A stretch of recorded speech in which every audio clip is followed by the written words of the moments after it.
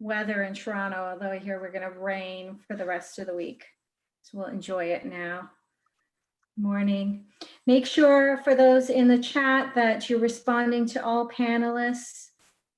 We're going to get started with Phil and Rene right on the hour. So probably one more minute, a little less than one more minute.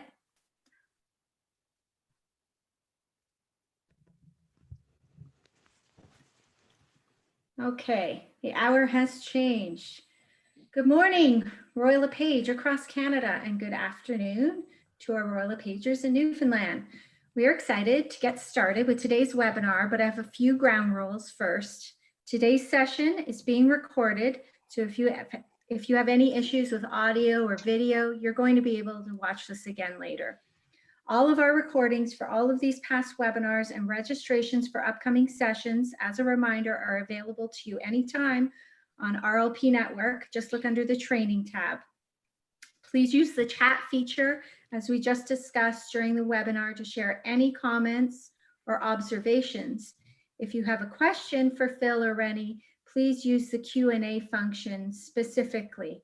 The Q&A will be the only source where we take questions from. So questions go into Q&A, the bottom middle of your screen if you're on a desktop, or the three-dot menu bottom right if you're on a mobile device. Chat is for comments and sharing, etc. So ensure that your chat is set to all attendees so everyone can see your comments. As I said, you can try it now. Share who you are, where you're from, maybe even what your local weather is like. It always fills me with delight to see how far-reaching our Royal LePage family is, from every corner of the country, urban, suburban, and rural.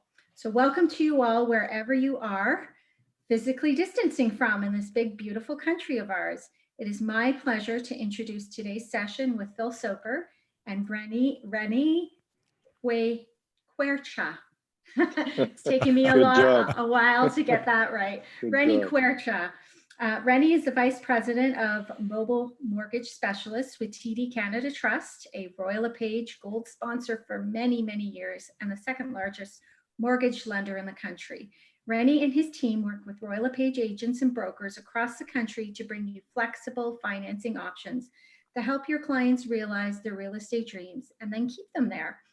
Rene joins our President and CEO, Phil Soper, today to discuss the current state of mortgage markets and how TD Canada Trust has pivoted to best serve you and your clients. Phil, please take it away. Hey, Kelly, thanks very much, and welcome everybody to week 7 of house arrest. This is getting to be a habit, and you're getting good at this habit, aren't you? Well, luckily, we keep things moving here at Rolla Page, and the excitement just keeps rolling on. I am delighted today to be joined by a long-term friend of Rolla Page. Rene is not only the guy who runs both the mortgage specialist, the inside TD mortgage specialist, and also the mortgage broker channel. He is also a card-carrying, patch-wearing member of the Royal LePage Riding Club. So welcome, Rene. Yay, Phil. Good to have you. When's the next ride? Well, you know what? It is the perfect social distancing sport. It is. Have you had your breakout yet? Not yet, but I'm so tempted. I mean, I saw a lot of folks out on the weekend, and I'm thinking, now's the time to go. I got my good Italian motorcycle out on Saturday. The sun was shining. It was a nice day. Got the tires pumped up, the greased and oiled, and for a relatively short ride. But it just felt good to have the clean beast out from underneath its cover in the garage. Yeah. I'm looking forward to that as well. Maybe next weekend. Hey, listen, something else you may be looking forward to. I understand that you're pulling the Ripcord this year. Is that true? Is this the final year that you will be gracing our door? Not with the club. You know, you can ride until you're too old. We'll put you on a trike. I appreciate that. Yeah, it is actually. Funny enough, I said I was going to retire just before the COVID crisis hit. So end of February, early March. And of course, I had, best laid plans, and we had a date and everything. And then, of course, all of this hit. And honestly, I've not been able to think about it or to plan for it or do anything about it because we've just been so immersed in everything we've been doing. I've offered to stay around for as long as they need me. And I feel like I owe it to the team to just help get through this crisis, because this is probably, I'm 35 years in the bank, 10 years in this particular field and industry. And honestly, this is probably the toughest crisis we've ever faced. So yeah, I agree. As in, from my side of the housing industry, from your side of the housing industry, well, from Canadian economic challenges overall, there's been nothing like this. Man, we will learn from this. No, for sure. Before we get on with your retirement plans, how are things at the bank? I mean, it's one thing, we're a big company, but we're distributed. And I guess you guys are too, but you've got so many people in tall glass and steel office towers in this country. How did TD accomplish a rapid move to work from home? Well, I think like most large companies, we're sort of in that mode of going more towards work from home, trying to enable all of our colleagues to be able to do that from remote locations. And frankly, we'd gotten pretty far, I'd say, in that process. But there was always that fallback that people still preferred to be in an office, still preferred to be in meetings in person. And there was always a feeling that we weren't getting the most from a productivity perspective unless everyone was around a table. Of course, this has completely shattered that paradigm now, and it's forced us to look at our worlds differently. And frankly, I feel like we're actually making so much inroads into this whole world of virtual existence. And we're very, very productive. As a matter of fact, probably like all of you, I'm finding I can't move away from my laptop, from my iPhone. I'm on it constantly now, and it doesn't help that I'm in a condo, as I was telling you before. We're in temporary residence here in downtown Toronto, so it's quite small. So I'm on the kitchen table right now. And so as I'm having dinner, I'm also checking emails, and I'm, but it's just the nature, I think, of the work that all of us have been doing now is just tuning in, almost feels like 24/7. And from a technology perspective, and I mean, you came from the technology world, you know all about it. I don't think that we'd progressed rapidly enough, but we certainly have progressed over the last several weeks at lightning speed, right? Like just some of the things that we've accomplished and made happen out of necessity have been spectacular. And again, all in an effort to help our customers and help our colleagues through these really challenging times for what are really essential services, just like what you do, what we do is an essential service. And so absolutely. And, and for our viewers this morning, some people don't quite realize how the housing industry was covered in an essential service, not just in Ontario, where a lot of our listeners this morning are, but right across the country, including Quebec. Welcome back, my friends in Quebec, to the service provision team. Those that are out there, Rene, I call us collectively midline. We're not frontline essential service workers, but we're midline essential service workers. And our teams, your teams, our teams do put themselves at risk when they do have to meet with people. And we salute you and thank you for your service. Now, let's get right into some of the nitty gritty. Yeah. They're getting a mortgage involves some pretty serious commitments.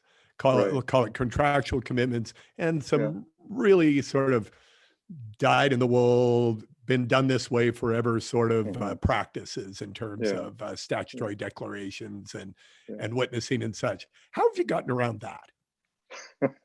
So those are all great points. And I mean, like your business, we like to say this is a belly to belly business. So in other words, usually you go face to face with a customer. At some point you go face to face. Now in our world, many customers go online and they pre-approve for a mortgage, or they do internet searches, basically looking for mortgage terms and rates and things like that. But at some point they engage with an individual. Either they go into one of our branches, or they call one of our mortgage specialists or a mortgage broker, and they engage with an individual. That usually involved going face to face, sitting down, maybe at a kitchen table, and taking some key information that was important. Of course, now that's no longer a viable option. And so what we've had to do is introduce ways of collecting information, collecting data, even authenticating a customer, because the authentication process for us is so important, as It's it is for critical, you, yeah. right? Knowing that who you're dealing with in front of you now virtually is the person they claim to be. And so we've instituted authentication processes now that are independent of our actual mortgage specialist process that help assure that if we have a net new customer, we can actually authenticate them and carry on, run a credit bureau, because credit bureaus, of course, require their authorization to Sure. do so, and carry on with the process. And so that's all been stood up literally in the last few weeks. I'm happy to say it's actually working quite well. What's happened from our branch network perspective, as many of you probably know, is we've closed some of our branches. As a matter of fact, we've closed close to 40% of our branches. And we've done that again in an effort to protect our customers, our colleagues, to make sure that we didn't have too much traffic coming into these units, but also to make sure that we could keep delivering the necessary services that we had to. But at the end of the day, it's in everyone's best interest to not attend a physical location if you really don't need Absolutely. to, right? So we've gone overboard on helping customers use all of our electronic services. Yeah, you're We've gone, still, I think it's cool that yeah, because I have during this 6 weeks, I've had to go into a TD branch just right, once, but I did yeah, have to go in. yeah, And it was quite, narrow hours. Reminds me of banking hours when I was a kid. that's right. Yeah. Yeah, when I first No, started, exactly. 10 to 3, it It's used to be 10 to 3. but they were, you guys were open and you're very safe. Just Yeah, as I know, everybody operating today has to be safe, or the clients just won't come back. right, But it was right, great that you were open. Was there ever a right. discussion of not having any branches open? No, I mean, at first, everyone sort of tried to assess the situation, and I mean, our promise, our value proposition to our customers has always been convenience. I mean, we've been open the longest hours, the most number of days. We were the first to open Sundays and had many, many branches open Sundays. For us to do an about face now and say we're closing just goes completely against our culture. But in fact, it was the absolutely right thing to do. And so what it did was it actually forced us to work harder in terms of finding alternative solutions. And for us, we're fortunate to have had the mortgage specialists because, again, they were already in that mode of being mobile, at least mobile, and now completely virtual. So to your point about the legalities of the business, not unlike the real estate business where you guys have gone to e-documents and e-sign, Yep. we've done the same thing now. We've had to go that way so that when we're signing our contractual obligations with our customers, we can do that all virtually now. It can all be done through our e-signature platform. And then, of course, when it gets to the solicitor or the lawyer, again, there's many lawyers now that are doing it virtually. And you probably know real estate law better than I do. You know that in some provinces, the e-signature capability is actually not yet allowed, right? And Exactly. so we've had to kind of been challenged through that to figure out, okay, where can we do this versus can't do this? And then how do you get around it, right? I think the legal community has responded quite well. I think they've done a great job of trying to meet the needs, right, of closing deals or closing contracts because it's an essential service, right? Something that's necessary. So I shared with you before some of our regular audience.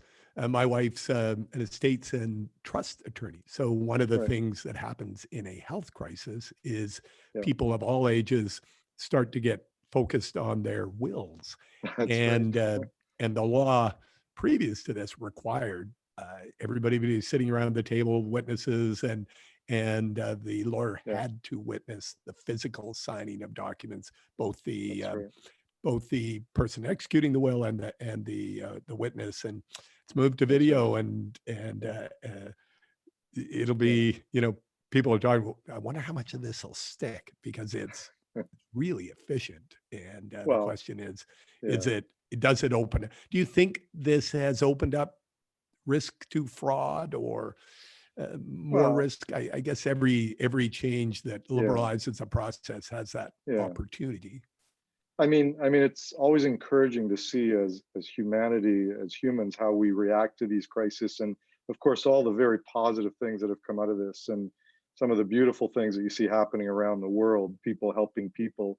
But then there's always that ugly side too. And if anything, it feels like the fraudsters just pick up their game a bit when people are vulnerable, right? And so that's what we always worry about, is who's going to try to approach it from that angle. And you have to mitigate for that risk. You can't mitigate 100%, but you try as much as you can. So again, I'd say kudos to our own legal department, our own risk departments that have taken some latitude and said, look, we need to help customers. Let's try to do it in the best way we can. Obviously, when this is all over, or at least the next generation of our existence, whatever that is, what'll happen is I think we can't revert to going back to the way we were, but definitely we'll find some middle ground that, again, makes everyone comfortable, right? Right now, it just feels like we've had to do what we've had to do, but yeah, we're vulnerable. Everyone's vulnerable. So how has this impacted? Let's start at the 50,000, 30,000 foot level. How has this hindered our major banks? TD, one of the largest companies, probably the second or third largest company in Canada? Yeah, depending what you measure. Yeah, from I mean, a market assets share or revenue or market. Yeah. Yeah. So one From of the largest companies in Canada by any measurement. Yeah. How has it impacted revenue across the banks? I imagine some parts of the banks have been fine, and other parts, like mortgage sales, have dropped dramatically. I mean, honestly, the simple answer right now is it's still too early to tell. As you know, like really, March was a month of highs and lows, right? I mean, actually, March started off very strong. First couple of weeks were definitely probably record-breaking weeks from a mortgage perspective, and then Thank goodness for that. Yeah, thank you. And as we got to the end of March, of course, things changed dramatically. And now April remains to be seen, but it's not, from a pure purchase perspective. So from your business, from what's happening in the real estate market, better than we do, it feels like purchases are not obviously as active as they were.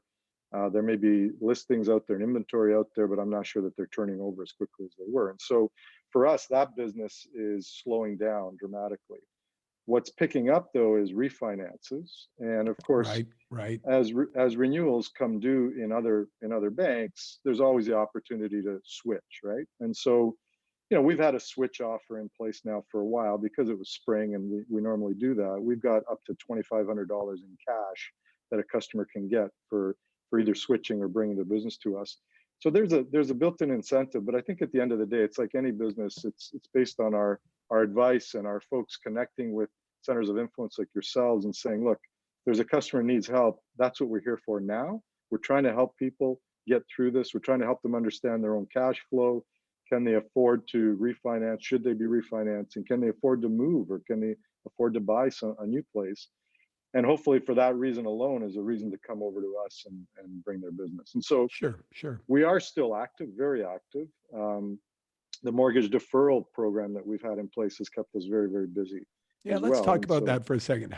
What's the process? How many mortgage deferrals have you done? Is there any way our team can help in advising, or who should they turn one of their clients over to if they believe they need that kind of assistance? Yeah, I think certainly our mortgage specialists are there. They're there to help. They're willing, and they'll do everything they can. I think early on, as this all evolved, I think again, consumers thought that the deferral program was a bit of a gimme, right? Like, I'm still actively employed, I haven't skipped a beat, but defer. And well, the reality is, so folks that have either been a job and need some relief in the short term, and of course we've expanded that now to 6 months. It was originally 3 months, and all the banks have done this, and all the banks have followed suit. And so we've had, in the banking industry alone, we've had over 600,000 requests for deferral payments. At TD, we've had our proportionate share of that, which you can imagine is quite large. And I'm happy to say that 99.5% have been approved. So there is an approval process. That's really impressive. Yeah, there is an approval process. And again, you have to prove that you've gone through some hardship, or you're going through some hardship. But just like the federal government programs, right? You can't apply for rent relief if you're a supermarket and you're busier than you ever were. But if you're a real estate brokerage, absolutely. Exactly. exactly. So happy to say we've helped. There was definitely a backlog at the very beginning. All of us were caught by surprise in terms of the volumes, but we've now caught up and we're up to date. And again, it feels like we're helping customers where we can. Again, one of the parts that are not well understood is the fact that, you know, this is not a, it's not a gimme, for instance. It's not that we're taking that payment away and at some point the interest is actually re-amortized. And so you will Sure. pay for it over the long run. But for now, getting a deferral is actually good relief for the moment, right? So, Well, I tell you the way I've described it when I've talked about our forecasts for Canadian housing prices. I've said the 6-month deferral program, which was launched very, very early in the process, obviously the big six or the big eight had been in conversation with the Department of Finance, federal government, early on in the concerns about this disease, and it will play a major role in protecting the value of Canadian homes, because we know from previous downturns and from what we've seen, particularly in the United States, when people go into foreclosure, when they can't meet their commitments and they lose their home, they are not eligible to buy, participate in the housing market for some that's time, right. and it hammers consumer confidence. So the ability to bridge, like all the other programs, this is a weeks and months crisis as opposed to a months and years in some recessions, and to bridge to when economic activity returns, and to keep people in their homes and keep people meeting their commitments to our banks on their mortgages will do amazing things to keep the value of Canadian homes up and our overall economy. You're right. You're absolutely right. Like, we're hoping that this is a weeks and months crisis. And again, deferral payment for that period of time will hopefully provide the relief that's required. I think that's the big question for everyone, though, is again, how do we come out of this? How will we come out of this? Right now, we've got many customers and even realtors coming to us and saying, you know, what happens if I've been laid off from work? Can I still qualify for a mortgage? Of course, income qualifications for us is paramount, right? Income and down Of payment course. is a primary way that we approve our customers. And so, you know, of course, every situation is assessed for its own merit. Every individual we look at very closely. Where there's situations that people have been laid off, and again, it's part of a larger company, and you know, every indication is that they will return back to work at some point. We obviously take that into account, and we obviously try to factor in that it is typically a temporary layoff. But there are other situations where it's uncertain, it's not known. If they're working for a small business owner and that small business owner maybe even decides not to reopen at some point, it's difficult for us to know that. And so that's where I would say, just for, you know, again, Canadians, be careful with what you're doing in terms of commitments out there. You know, come to the bank first, talk to us first, help us assess your situation, get a pre-approval. You know the value of pre-approvals when you're shopping for a home. So important to know what you qualify for and what maybe to look out for, as opposed to jumping into a commitment and then coming to us and finding out that you won't qualify, right? So. No, that makes perfect sense. Has the appraisal process changed, and is it different by province? For sure. I mean, again, appraisal industry, you know, it's a smaller and smaller percentage. It was based on physical presence in a home, an appraiser attending a home and doing an assessment of that home. Those, of course, have pretty well stopped. I mean, appraisers are not going into homes anymore to assess the value. We're relying more and more on automated property valuation. I know that, you know, you at RPS and Brookfield provide that service, which is an excellent service that we rely on ourselves as well. And even the drive-bys, what we call drive-bys now, are basically, you know, wherever we can, the appraiser tries to get as much information as they can. They've been asking customers for pictures of the inside of their house, because in some cases that's all they've got to go by, like, other than obviously all the other factors, but they want to see, were renovations done? Is it up to date? You know, are there any other issues we should be looking for? So the appraisal industry has definitely changed. And it's always a factor in what we do as well. Valuations, as you know, start to fluctuate, and you start to get slightly larger variances between, when an appraiser can actually attend a property versus depending on an automated property valuation. And so again, it's not as clear cut as it was in the past, where you could predict the value of a house based on recent sales or based on, the neighborhood they were in. It's getting a little more complicated, I'd say.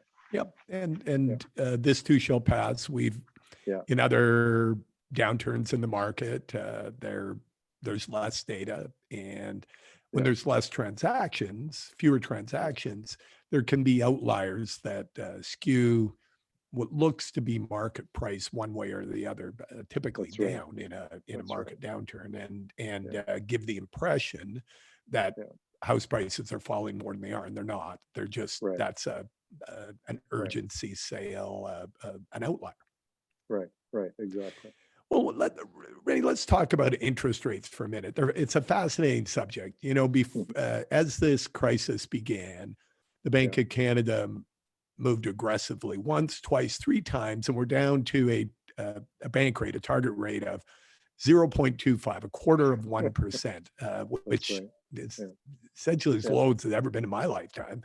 And it takes a while for that to actually catch and have an impact in the market, particularly when volumes are low. Isn't that correct?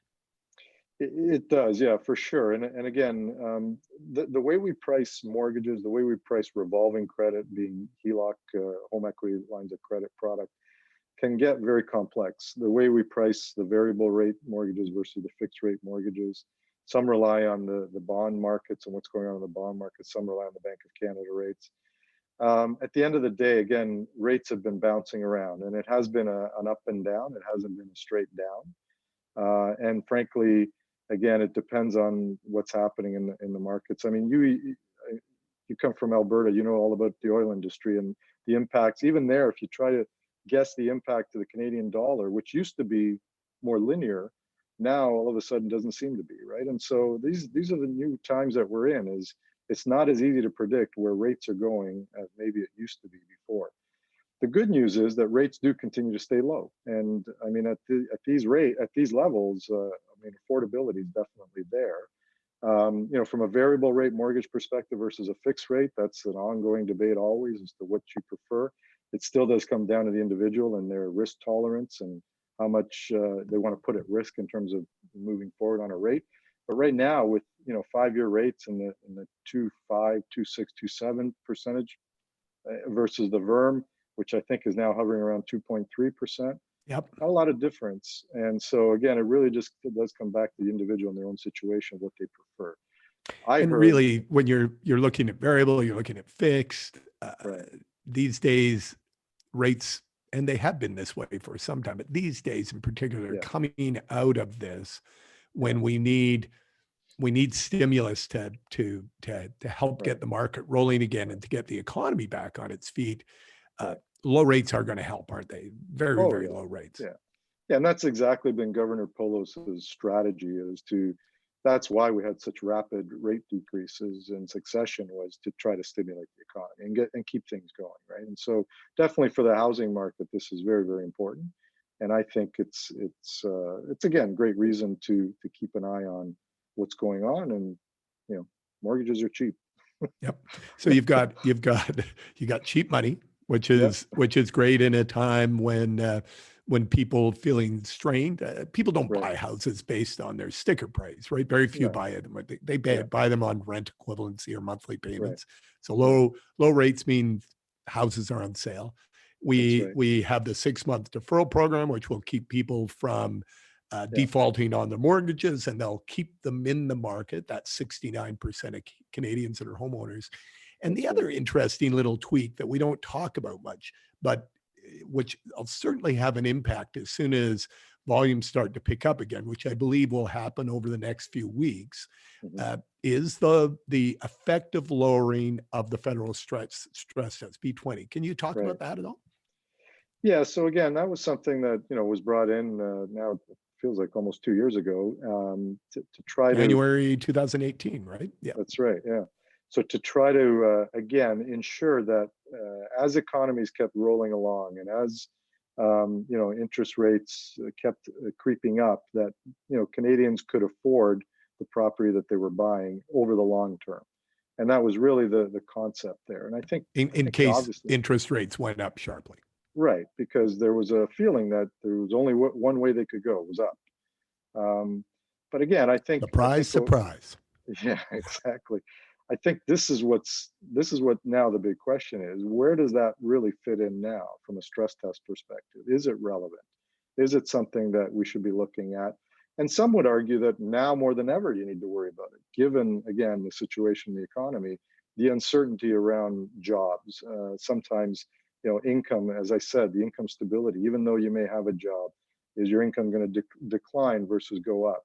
And so again, the conservative folks in the crowd would say, no, now we need to more than ever keep it in place. And then others would say, why? I mean, probably interest rates will continue low for a long time. And so it's one of those things where everyone's got a position on it. I don't think that we're going to see any change anytime soon, but we don't know yet.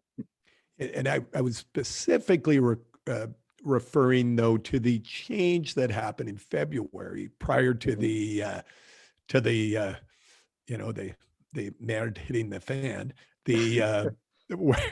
where the way the hurdle was calculated was changed, and it had the effect of lowering the hurdle almost by 50 basis points for most people, and then of course we're into the crisis, and it seems like it was a good move. So when people, particularly I guess first time home buyers, when they come back into the market, they're going to see lower effective rates, flat prices, maybe some softness in prices for a brief period of time before they start to recover. That's our outlook anyways, and a lower hurdle to get into the market. So, the skids seem to be greased for a recovery if this thing doesn't last too long.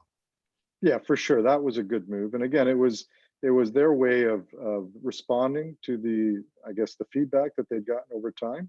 And I thought at the time it was a good compromise, and we were certainly happy with it. And it helped achieve everyone's objectives, I think, at the time. And so hopefully, like you say, that'll continue to be a positive move.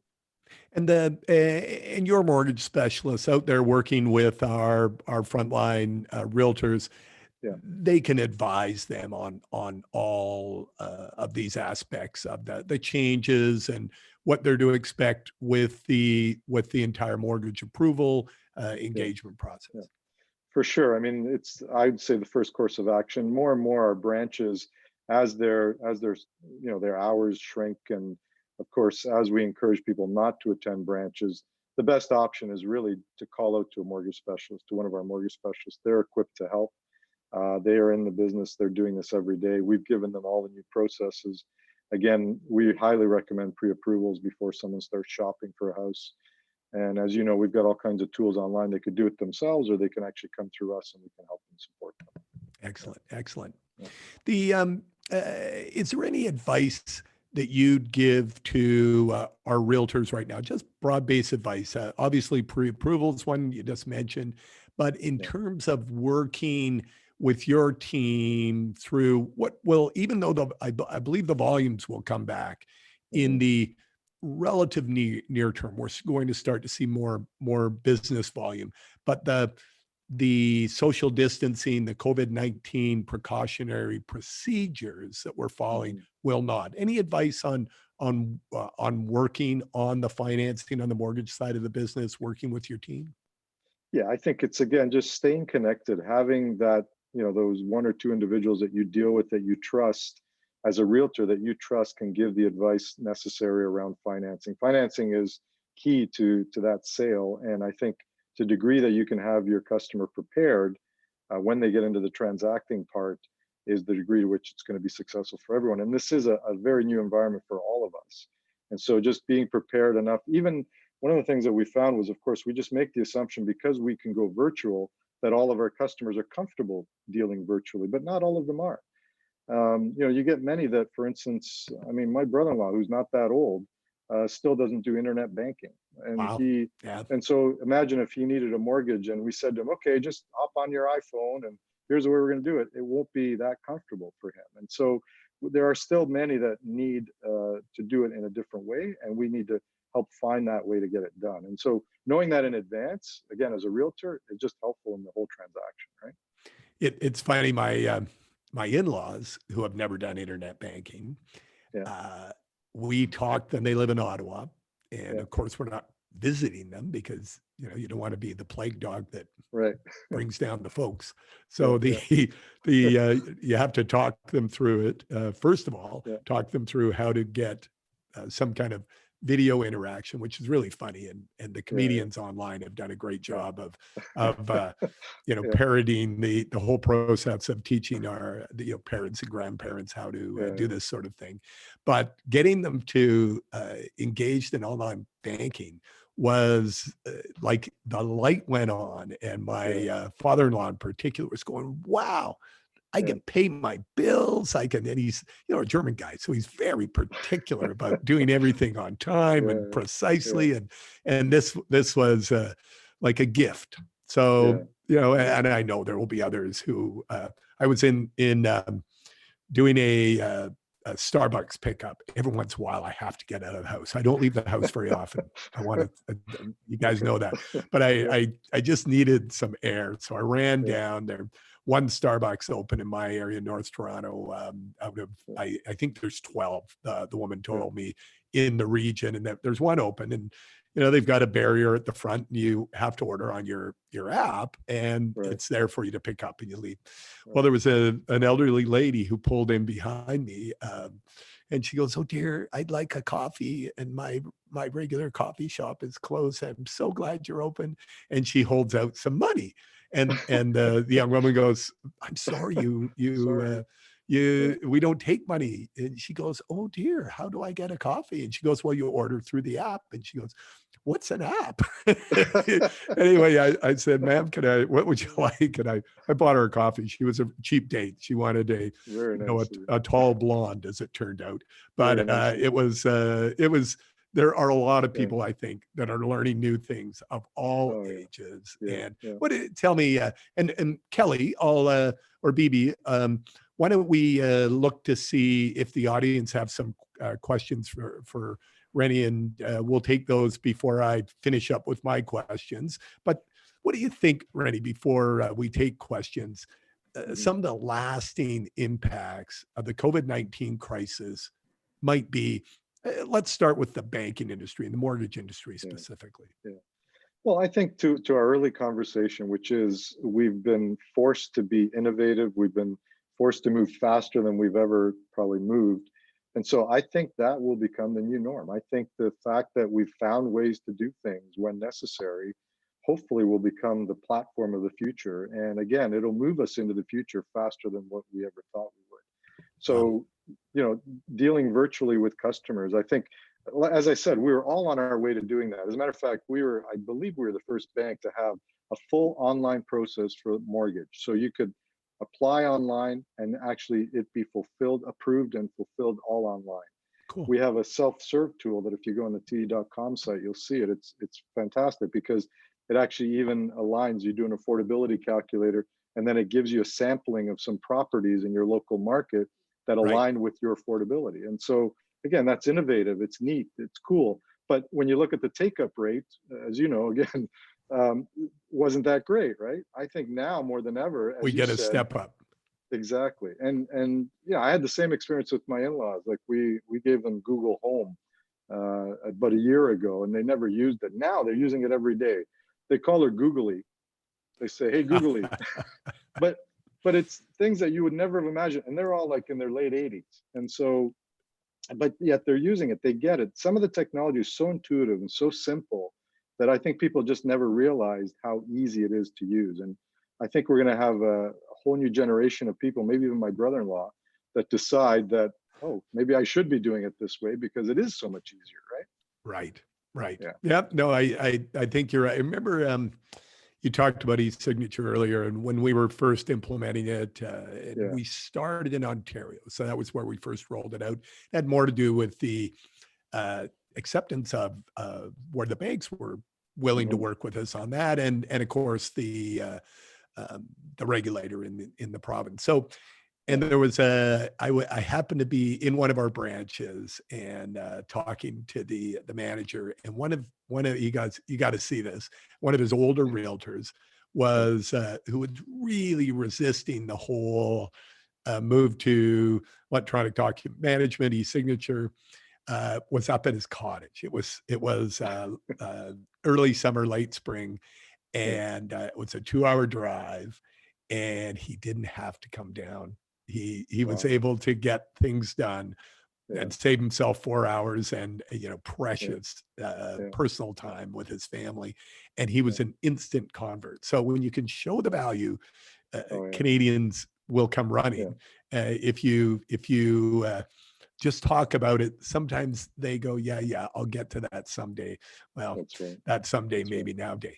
Why don't I turn things, Kelly, do we have any questions from the field? We sure do, Phil. We've got a lot of them. I'll start with this one from Lisanne Bro. And Lisanne wondered what happens if you have a buyer who's qualified, they found a home, you're moving along to closing, and just before the closing date happens, boom, they've lost their job. What happens in those situations and how do you deal with it? And she has some long closings in new construction and is wondering how this unpredictable employment situation is going to impact her. That's a reality these days, isn't it, Rene? That's right. How do you think you'd respond to something like that? So great question. And obviously each situation is going to be a little different. I mean, if it's a regular closing, like a 90 to 120 day closing, and they were pre-approved and as a pre-approval, they had their job and then they lose their job. Obviously, when it comes to showing the employment, confirming the employment, that may become an issue. And so again, it depends though on the nature of the layoff. Is it a layoff? Has the company shut down completely? Each situation will be a little different. And so you really just have to look at it. And again, use your mortgage specialist to help coach the customer through what's happening. There may be situations where it will not get approved, but again, better to know that up front. Or sometimes they may have to bring in a co-borrower, like that might be a solution, right? Maybe something they didn't need to think about before, now they do. It might be a young couple wanted to go on their own, now maybe they need their parents to co-sign because of that situation. But that's where we're there to help make it happen or try to make it happen in every situation where we can. On the builder front, on builder deals, it's a little different because again, we deal with a lot of builders across the country and agents that support those builders. And I can tell you, we have a good builder program. Like we have what's called cap rates. And so on some builder sites, we offer approvals, even though the closings may be 2 years, 3 years out. And the beauty is that if you get approved up front, and again, it's within a period of time, and Pat Gibbon is actually the expert because he runs that team, those approvals do stay and stick. And so right through to closing. And so that's comforting to some degree.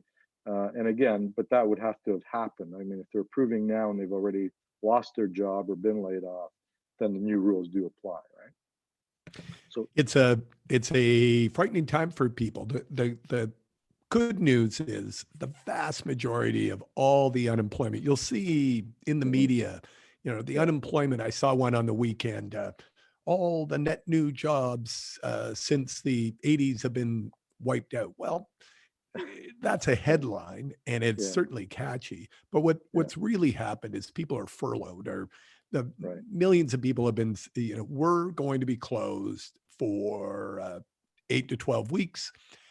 We don't have any revenue coming in. And so we need to take advantage of the federal government programs. Your benefits will continue, but we need you to, go home and stay home so we can keep the company viable.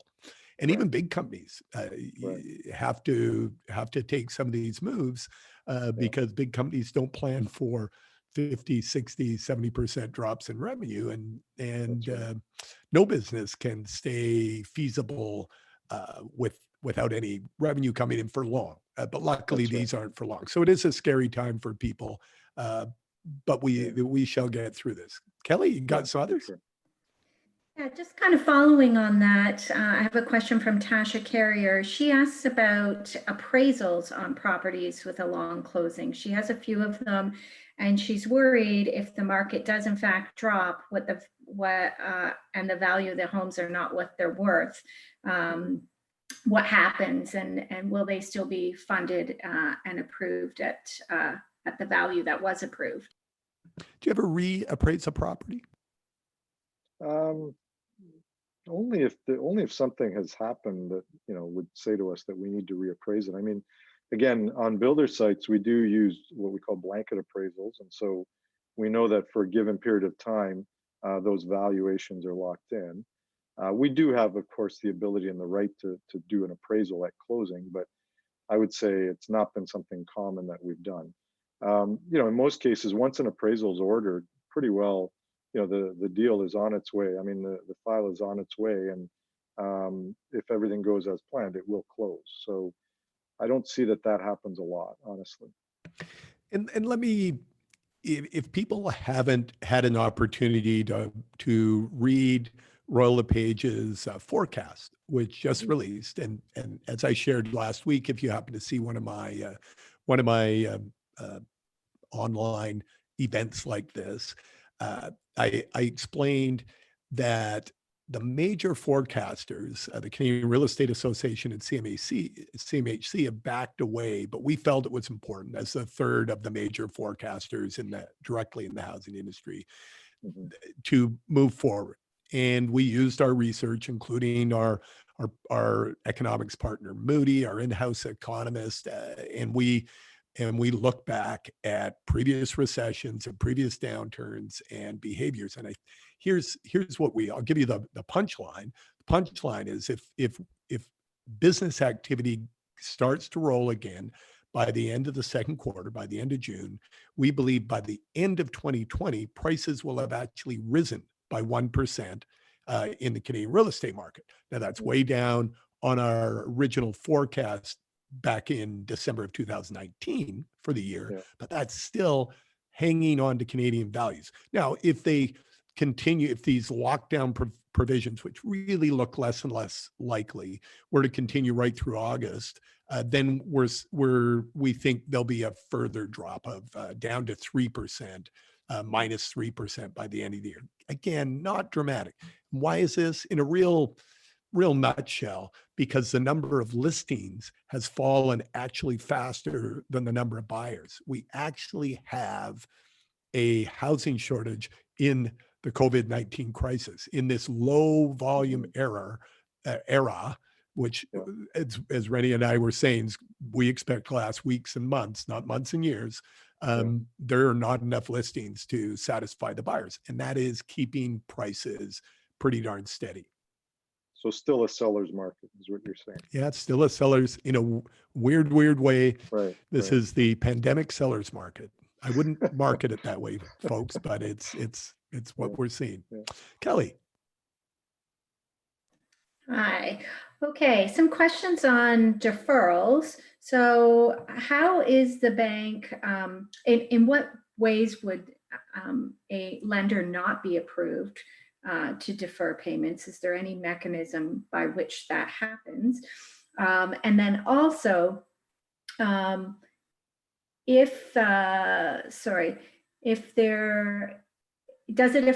it impact credit of that mortgagor? So is their credit rate affected?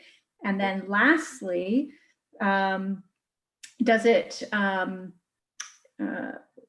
how does the repayment work with the amortization? Is it re-amortized when it's deferred, and how are the payments and amounts calculated? Yeah, so again, each individual situation is going to be a little different, but the questionnaire that we use is actually online. If you go on TD.com, it's very simple. You can sign on there and you can go through, and it'll ask you the simple questions in order to qualify for the deferral. So that it's very simple criteria, as I described before. In terms of the credit bureau, no, it does not impact your credit bureau because it's understood that this is a deferral and it's not missing payments or being late on payments, which is quite different. In terms of how it actually is, it's re-amortized, which essentially what that means is if your amortization was down to 19 years and 6 months, deferring payments might actually bump it back up again over 20 years, as an example. And so your amortization just lengthens a little bit by the amount of that interest that's re-amortized. That's really how it works. Payments stay the same, like the payments don't actually change. Yeah, and the good news is in this ultra low interest rate environment, the additional lifetime cost of home ownership is going up a little bit, but just a little tiny bit. If we were back in the 1980s, deferring a mortgage for 6 months would be material. That would add materially to the value, the amount you pay for housing over your lifetime. But these are very low cost days. Yeah. Golden days, golden days, although it doesn't feel all that golden right now. No. Feels like some of the gold is tarnished a little bit. That's right. Kelly, we have time for one or two more. Sure. This one's on renewals. So we have an agent who has a client who needs to renew their mortgage, and that person is on employment insurance. They're on EI right now. So what is the impact to them, and how could she support them? So if it's a straight renewal, we do not re-qualify customers on mortgage renewals. So a straight renewal is literally as simple as going on the site and clicking to renew. You can actually click online and renew it, or you can speak to a specialist, or you can speak to a branch representative and ask them to renew the mortgage. I think if that's a situation from an income perspective, you'd want to be very careful about the term, and making sure that you're getting into something that's going to be comfortable from a cash flow. And that's where, again, speaking to a specialist would be helpful. Know thy cash flow. And certainly one of the things you've helped us with, our mortgage insurance partners, Genworth, have helped us with is improving the financial literacy of the Rolla Page team across the country. And together, we should be able to provide the advice and counsel our clients need in these difficult times. But Rene makes an excellent point, which is cash is king in this kind of an era.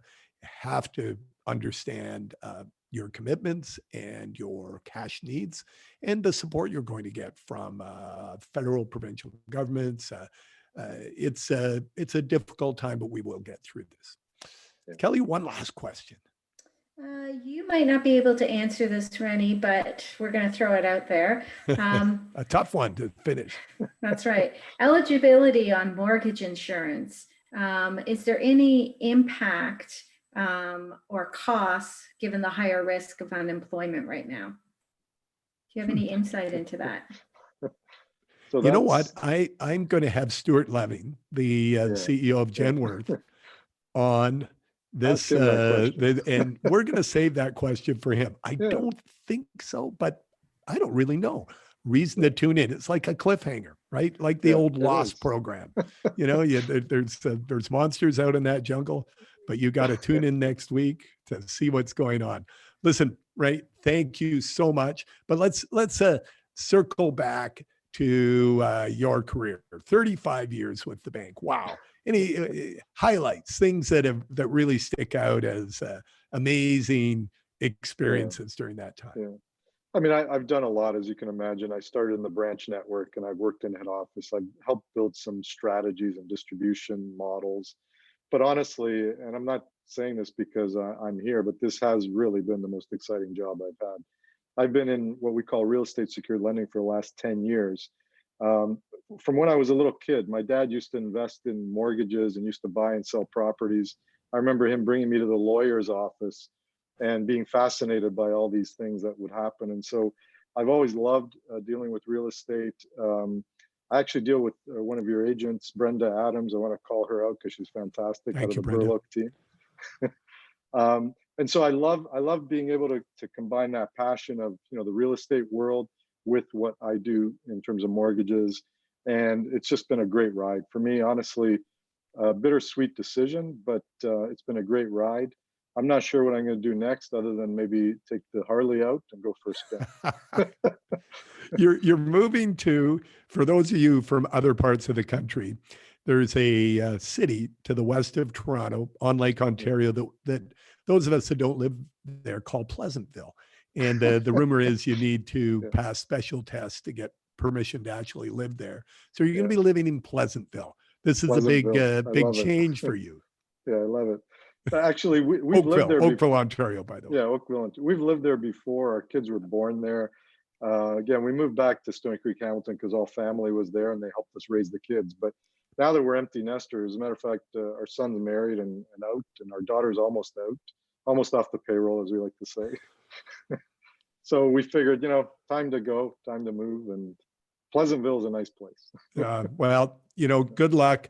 Thank you for all the memories, all the great years. And I know you've still got a lot of work to go before they let you go. So you can't quite say goodbye to your post yet. And we will get out for rides in the future, because now that you got a little more time, awesome. I know we've had rides that you've had to back out of just because you've been too darn busy. Yeah. Well, it won't be the case in the future. No more excuses.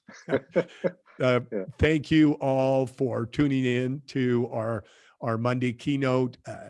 I wish you all the best this week. I know I'll be talking to some of you at various events through the week, and be sure to tune in for Philosophy Fridays, where this week, technology permitting, I'm going to get a special guest on who will talk about something that's not directly related to industry, to the real estate industry, for a bit of the meeting. So we're going to spice it up a little bit this Friday. With that, let me turn things back to our the woman who makes this all possible, Kelly McCain. And an army of others. Thank you, Phil. Great webinar, great chat. Lots of thanks, and lots of have a great retirement in the chat, Rene. I'm not sure if you can see it all, but you've got lots of fans wishing you all the best. So thank you for all that you do and have done for us. And thank you very much for joining us today. And as I shared before, recording will be available on our OP network within the next day. Cheers, Take care, everybody. everybody. Have a great day. Thank Cheers. you. Bye-bye. Happy spring. Bye.